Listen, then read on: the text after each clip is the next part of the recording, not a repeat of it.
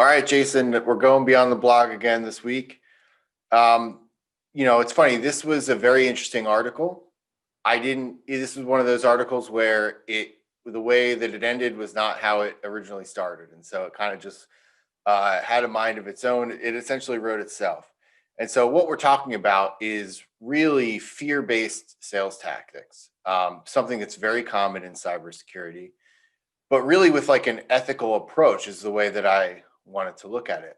And so, you talk cybersecurity all day. So like first and foremost, I'd really like to get your thoughts on like, what is your approach, for messaging when it comes to talking cybersecurity and that balance of, fear or no fear?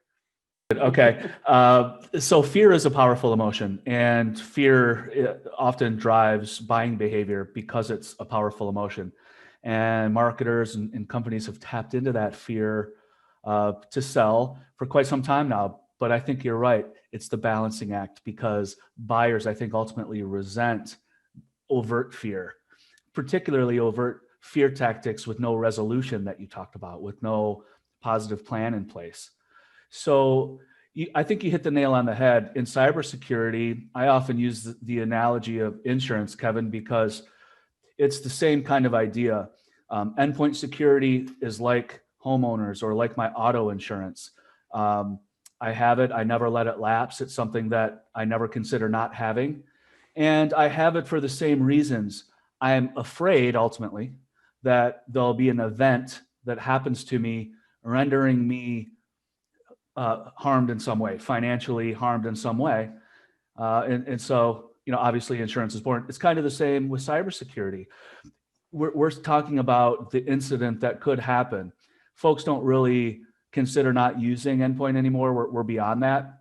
That wasn't always the case. 8 to 10 years ago, I would get a lot of questions. Why can't I just use freeware or kind of nothing at all? So I think the balancing act is going to be the sweet spot of our conversation, but I can certainly relate to kind of being in the industry where my very existence is built upon the fear of an incident happening that will render harm upon myself or my business. And really what it comes down to, I think, is that like, wouldn't you rather have customers that are thinking rationally? Mm-hmm. And if you were to say yes, then like fear is like this number one thing that drives impulse and drives like irrational behavior. I mean, just look at the toilet paper industry and what's going on there right now. And then, we're getting a snowstorm here in the Northeast and it's the same thing. People are like buying tons of salt and doing the the whole first thing. heavy snow. Exactly. Yeah, all the bread's gone, right? And so these are not like rational consumer behaviors. And so it's one of those things, is like, how do you want your customers to behave? When you think about it big picture, and this is something that I think you could really shed light on too, is when you look at big picture, like, what do you want? It's like, you want adoption. You want your customers to not fear technology. You want them to feel comfort in it, and you want them to feel comfort in like moving forward, right? Yeah. And I think that fear, even if you can sell a short-term product, you slow the overall adoption for your customers. Would you agree with that? Yeah, I'd agree with that. I think that if fear is used incorrectly, how it's presented or sold, it can often lead to more paralysis than a positive outcome. So I think it's important to always work to resolve the fear that may exist, or help to resolve some of the challenges that you're laying out for a customer. In my case, it's the fear of being breached, ransomware, all the, your entire network being encrypted. Real fears, real things that they should worry about. So what's the plan? I didn't hire you to come on in here and tell me how challenging everything is. I know that. That's why I hired you. So how do you balance the fear in your presentation? You mentioned in the article, considering a hacking exercise, and then, well, maybe that's too much. Maybe that's too much fear. Did we need to go that far? What's that razor's edge where it's just enough? What do you think about that, Kevin? Yeah, and so some of these security vendors too, like they put on these awesome presentations and they are incredibly engaging, especially for like the IT community. But then if you were to take that presentation and then put it in front of, the layman and, who is the end customer, the small businesses, um, I don't know. I think it just escalates emotion and not always in a good way. Mhm. Like if you're looking for a polarizing response, like, yeah, that's a great tool to be able to do it. Um, if you're looking for a memorable presentation, yes. But like we always say, and it's something I go over and over, it's like trust. You should be looking to build trust. And it's one of those things where I just don't know if it can be accomplished if you become, like I said, like kind of the bearer of that bad news. Right. Yeah, and why should the lift be yours alone?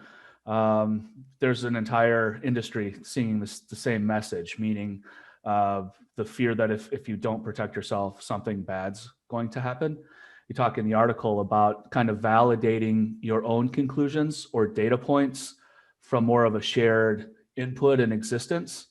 And I think that's important because in my estimation, that would lessen the amount of FUD, fear, uncertainty, and doubt that you even have to put out there because it's so out there, almost to the point where is it saturated to the point where maybe you can pull back a little bit and be a little bit more of a solutions um, guy than a FUD guy, right? Like I already know that there's a problem. Tell me a kind of a rational way that we can protect myself in 2021, and then what's our 3-year plan? You know. I I totally agree, and that's why I use the term level-headed, which I actually thought about a little bit, and I was like, is this the right term? But really, it is because people are afraid to be in the middle. Mhm. Like there are these extreme statistics out there, and the people are really saying, like you said, you're trying to push this like story of polarization, and it's the threats are imminent, and they are, but like it's okay to be level-headed and Right. to come at it in a little more reasonable way and present these cases, but then also give your own. And so, like, if it's saying, oh, RDP attacks are increasing by X amount, and then you were to say, like, but we only saw one additional one this entire year. And so, while we're preparing you for what the industry is telling us and we're on the pulse of it, we're also going to give you like our data and what we've experienced because that's important too. And that's the value, I would think. That's the absolute value right there, is somebody that's taking a lot of information that I might have some access to but can't kind of fully digest, cutting through the wheat and the chaff, and telling me that this is what you're hearing, but this is what we're seeing. I would think that's immediate value for an MSP. How does Viper handle the messaging? And obviously, like you go through a lot of different channels to really refine your message. As Viper's a mature organization, and so like, what is like? Do you have a balance that you look for, whether it's B2C or B2B? Because honestly, like in this case, they're both the same kind of emotional beast. Yeah, they are. We do market differently, obviously, on the B2B side than the B2C side. And, there isn't really as much FUD when I think about our strategy on the consumer side. There's some user and data protection stuff around, online security, but really the kind of forward brunt of the consumer side is kind of ease of use. We've packaged it up nice. It's going to go on all your devices, just a real easy time. And there isn't as much fear-based messaging there. I think on the business side, it's much different. You talk about statistics, and I have to say I was smiling. One came to mind that I was guilty of. It's on my signature banner right now, so I'll just come clean. But I've got a Viper email security. We talk about phishing and phishing protection, and I've adopted a stat that 97% of people can't spot a phishing email. Well, maybe not the best one ever. Maybe not the best authored phishing email of all time. Right. 97% couldn't. But does that kind of skew too much fear? Do I lose credibility with that statistic? I think that you bring up a very interesting point in the article that's akin to what I'm talking about now. Yeah, and it's like, I mean, it's true. It's like, is that every phishing email, or is that one particular phishing email that happened to be like the greatest phishing email of all time? Right. Like, That's what right, we based our research on. right. That this is the context that I think, if you want, it depends on how ethical you want to be, and it's really just a matter of like not leaving things unsaid. I think that's really what it comes down to, is that like providing all the information, not just the information that is like most valuable to you at the time.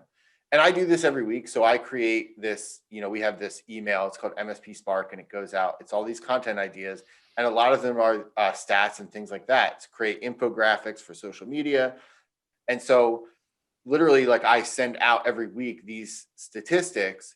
And so I'll call myself a hypocrite as well, because it's obviously I gravitate towards the ones that are going to be most impactful. Mm-hmm. Because if they were not, I don't think that it would have the effect. And so it's just a balancing act. It's like, if you have the opportunity to actually, have the conversation and to help kind of ease the mind and present both sides, I think you should. But if you're just looking to grab attention, it is okay to use some of these kind of like eye-popping statistics. Right. Yeah. Yeah. Now that I got you, I'm just hoping that you read the next 3 sentences. Right. Yeah. So we still have to market. So it's just part of the game, right? But I do think it goes a little bit longer. It goes longer way to be that the consultative approach. There's enough fear. There's certainly enough fear, uncertainty, and doubt in the marketplace. I think folks are looking for solutions.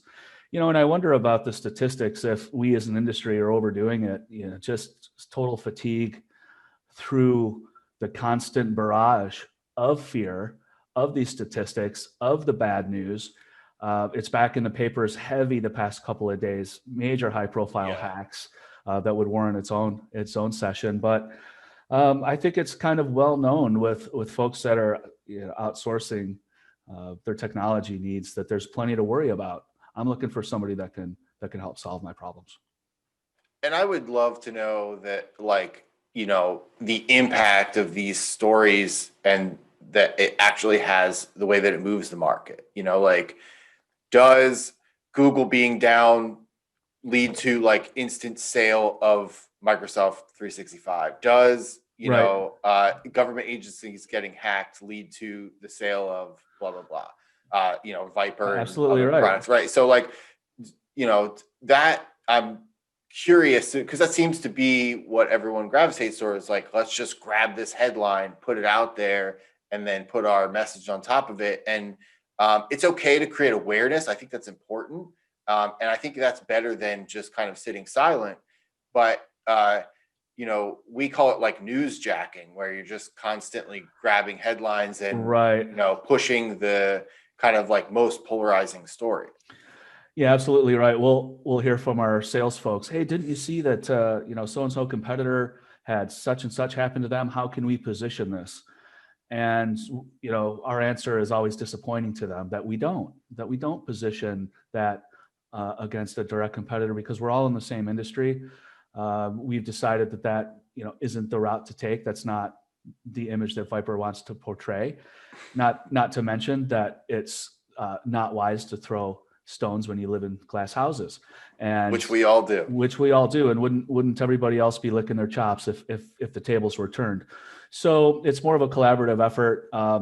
Very timely, isn't it, for this time of year, the year itself, the year of fear. I mean, I can't remember another year in my life where everything has been so much based on fear, whether it was, during the summer tumult, the elections, COVID, work, the labor force.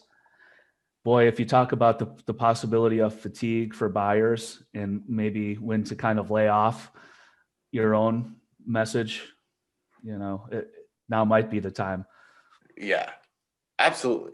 And that's what I think. It's like, I think that it's almost like maybe we should just leave fear behind in 2020, Yeah. At least for the first quarter, and see how it takes, because it's, there is a fatigue, and I think everybody is experiencing it in a different way.